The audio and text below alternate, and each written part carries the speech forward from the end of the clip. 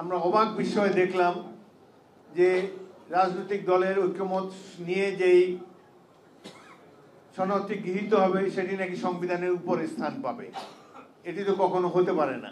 সারা পৃথিবীতে সংবিধান প্রণয়ন করে নির্বাচিত প্রতিনিধিরা। বাংলাদেশেও এটি হয়ে এসেছে, আগামী দিনেও ইনশাআল্লাহ সেটি হবে। কোনো অনির্বাচিত ব্যক্তি দ্বারা সংবিধান সংশোধন হতে পারে না। আমরা একটি সুষ্ঠু নির্বাচন চাই অন্তর্বর্তীকালীন সরকারের অধীনে। আশা করি সুষ্ঠু নির্বাচন পাব এবং সেখানে নির্বাচিত প্রতিনিধিরাই ঠিক করবে বাংলাদেশের সংবিধান কেমন হবে। এখানে যারা সদ্য সাবালক, জীবনে মুক্তিযুদ্ধ দেখে নেই, গল্পও শুনে নেই, হয়তো আজকের বাংলাদেশ দেখলে তো বোঝা যায় না যে এখানে একটা মুক্তিযুদ্ধ হয়েছিল। সেই কারণেই তারা বলে সংবিধান ছুঁড়ে ফেলতে হবে এবং এই জুলাই সনদকে সংবিধানের উপরে স্থান দিতে হবে, প্রায়োরিটি দিতে হবে। এটি সম্পূর্ণ অবান্তর একটি কথা। বাংলাদেশে আমরা 1971 সালে যুদ্ধ করেছি গণতন্ত্র প্রতিষ্ঠার জন্য। দুঃখের বিষয় আজও সেই গণতন্ত্র প্রতিষ্ঠিত হয়নি। দুঃখের বিষয় শেখ হাসিনা তার ফ্যাসিবাদ দিয়ে গণতন্ত্রকে ধ্বংস করে গিয়েছে, প্রত্যেকটা প্রতিষ্ঠানকে ধ্বংস করে গিয়েছে। আমরা নতুন বাংলাদেশ বিনির্মাণ করতে চাই। সংবিধান যে কোনো সময় যে কোনো দল পরিবর্তন করতে পারে। আমরা বিদ্যমান বর্তমানে যে ক্ষমতাসীন অন্তর্বর্তীকালীন সরকার রয়েছে তারা তো এই সংবিধানের অধীনেই তারা প্রতিদিন কার্য পরিচালনা করছে, শপথ নিয়েছে উপদেষ্টা হিসাবে, প্রধান উপদেষ্টা হিসাবে। সুতরাং বাংলাদেশের পরিস্থিতি সম্পর্কে আমাদের মুক্তিযোদ্ধাদেরকে সজাগ থাকতে হবে।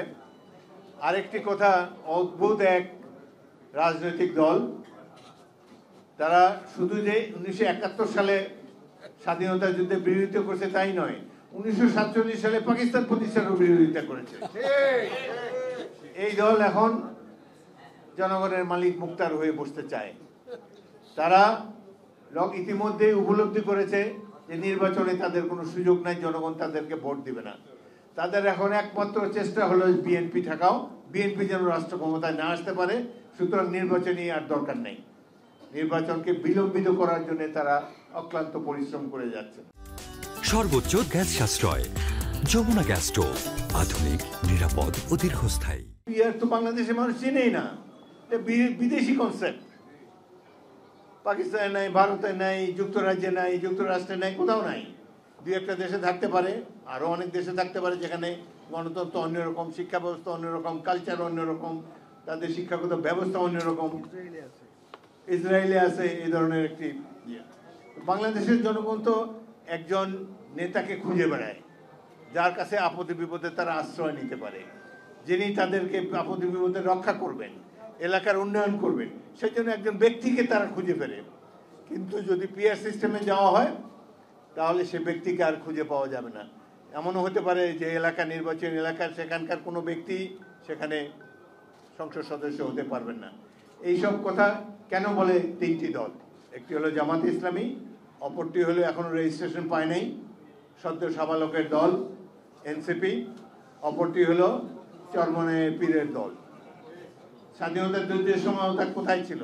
এনসিপি তো এখনো জন্ম হয় নাই, তখনও জন্ম হয় নাই। জামাত ইসলামী করেছে বিরোধিতা, বাকি পীরের দল ছিল কিনা আমরা জানি না, ছিল না। সুতরাং বাংলাদেশ নিয়ে এদের চিন্তা ভাবনা করার দরকার কি? Leave it to people of Bangladesh. বাংলাদেশের জনগণ স্থির করবে আগামী নির্বাচনে তারা কি ব্যবস্থা চায়, তারা কোন ধরনের সংবিধান চায়, তারা কি কি সংস্কার রাষ্ট্রযন্ত্রে চায়, সেটি নির্বাচিত জনপ্রতিনিধিরা স্থির করবে। আমরা রাজনৈতিক দলসমূহ আমাদের ইলেকশন ম্যানিফেস্টোতে বলবো, আমরা নির্বাচনী ম্যানিফেস্টোতে আমাদের যেমন 31 দফা আছে, অন্যরাও 31 দফা, 41 দফা, 51 দফা, যত দফা দেওয়ার দেন। কিন্তু জনগণই রাষ্ট্রের মালিক, জনগণ স্থির করবে কিভাবে বাংলাদেশ নামক রাষ্ট্রটি চলবে। এই 5-6 জন ব্যক্তি, কেউ আমেরিকার থেকে এসেছে, কেউ লন্ডন থেকে এসেছে, তাদের কথায় তো সংবিধান পরিবর্তন হতে পারে না। এবং তাদের 2-4 জনের অভিমত কখনো সংবিধানের উপরে প্রায়োরিটি প্রতিকার পেতে পারে না। বাংলাদেশকে নিয়ে অনেক হেলাফেলা করা হচ্ছে, বাংলাদেশকে নিয়ে আন্তর্জাতিক ষড়যন্ত্র চলছে। সুতরাং এই সময় মুক্তিযোদ্ধা এবং মুক্তিযুদ্ধের প্রজন্মকে আমাদেরকে আবার সজাগ হতে হবে। অনেকেরই রক্তকেশ, দাড়ি, টুপি, কিন্তু ট্রেনিং তো জমা দেন নাই আপনারা। বিএনপি যদি রাষ্ট্র ক্ষমতায় যায়, আমরা এই পুরা জাতিকে মুক্তিযোদ্ধার জাতিতে পরিণত করব। আমরা ছাত্রদেরকে সামরিক প্রশিক্ষণ দেব, যাতে করে কোনো প্রতিবেশী রাষ্ট্র অন্য কেউ বাংলাদেশের দিকে রক্তচক্ষু দেখাতে না পারে। 6 কোটি লোকের দেশ মিয়ানমার, 18 কোটি লোকের দেশ বাংলাদেশের উপরে হামলা করতে চায়। 11 লক্ষ রোহিঙ্গা আমাদের উপর তারা চাপিয়ে দিয়েছে। আমাদের সেনাবাহিনীকেও পরিবর্তন হতে হবে। তাদেরকে আক্রমণাত্মক মনোভাবের, যুদ্ধ করার মানসিকতা থাকতে হবে এই সেনাবাহিনীর। কেবলমাত্র ব্রিজ বানাবে আর রাস্তাঘাটে কাজু বলবৎ করবে, এই ধরনের সেনাবাহিনী প্রয়োজন নাই। আমরা মুক্তিযুদ্ধের 71 সালের সেই সেনাবাহিনী দেখতে চাই, যেই সেনাবাহিনী হাসতে হাসতে জীবন দিবে, যেই সেনাবাহিনীর দৃঢ়তা দেখে, তাদের মানসিকতা দেখে প্রতিবেশী রাষ্ট্র কোনোদিন চিন্তাও করবে না বাংলাদেশে এসে হামলা করার জন্য। আমরা সেই ধরনের মুক্তিযুদ্ধের এখনো জীবিত আছি। আমরা এখনো জীবিত আছি।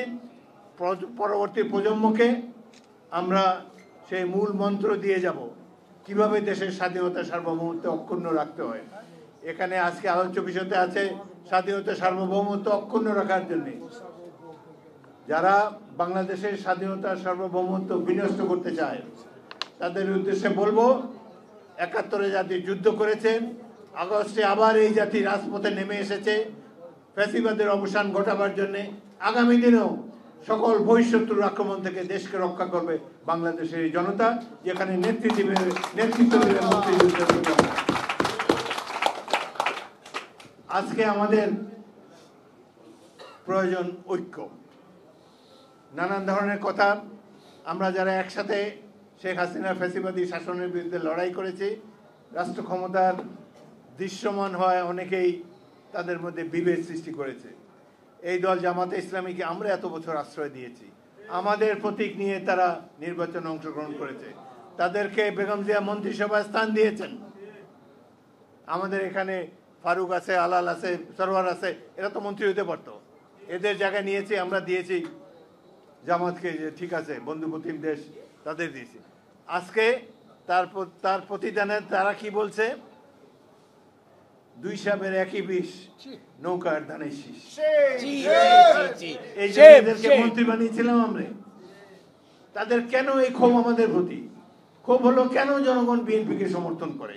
বিএনপি জনপ্রিয় দল, এটা তো আমাদের দোষ না রে ভাই। আমরা 16-17 বছর সংগ্রাম করেছি, বারবার আমরা জেলে গিয়েছি, আমাদের হাজার হাজার কর্মী জীবন দিয়েছে, গুম হয়েছে। আর যেখানে সরকার মাফিয়াতন্ত্র প্রতিষ্ঠা করেছে, গণতন্ত্র ধ্বংস করেছে, প্রত্যেকটি রাষ্ট্রীয় প্রতিষ্ঠানকে ধ্বংস করেছে, বিরোধী দলকে দমন করেছে, আমাদের বহু নেতা হারিয়ে গিয়েছে অকালে। সেই জন্যই তো আজকে বিএনপির এই জনপ্রিয়তা। আমাদেরও সাবধান হতে হবে। আওয়ামী লীগ যা যা করেছে, আমরা বিএনপি কর্মীরা, নেতারা যদি একই কাজ করি, আমাদের পরিণতি কিন্তু আওয়ামী লীগের মতো হবে। এইটা উপলব্ধি করে আগামী দিনগুলোকে আমাদের পথ চলতে হবে। ইনশাআল্লাহ আমরা ঐক্যবদ্ধ থাকব। রাষ্ট্র ক্ষমতার লোভে জাতীয়তাবাদকে জলাঞ্জলি দেবেন না। প্রতিবেশী রাষ্ট্র ষড়যন্ত্র করে যাচ্ছে, সেখানে অফিস খুলেছে এবং এই মাফিয়া নেত্রী সেখানে পলায়ন করে সেখানে ষড়যন্ত্রযুক্ত বাংলাদেশের বিরুদ্ধে আমরা ঐক্যবদ্ধভাবে সকল ষড়যন্ত্র নস্যাৎ করে দেব। আবার 71-এ আমরা ইনশাআল্লাহ ফিরে যাব।